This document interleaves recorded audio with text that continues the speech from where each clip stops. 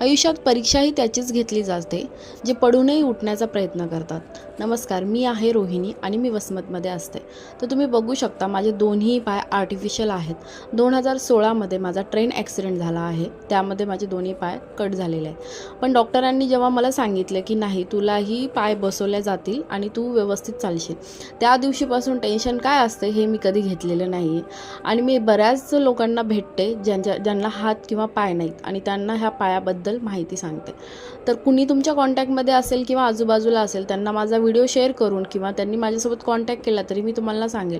आणि हे जे काय पाय आहेत ते पूर्णपणे फ्रीमध्ये आहेत, गाझियाबादचे आहेत आणि खूप चांगल्या क्वालिटीचे आहेत. तुम्ही याच्यावर चालूच नाही शकत तर तुम्हाला छोट्या मोठ्या सगळ्या गोष्टी करू शकता तुम्ही. प्रत्येक व्हिडिओमध्ये मी तुम्हाला काही ना काहीतरी नवीन दाखवण्याचा प्रयत्न करत असते.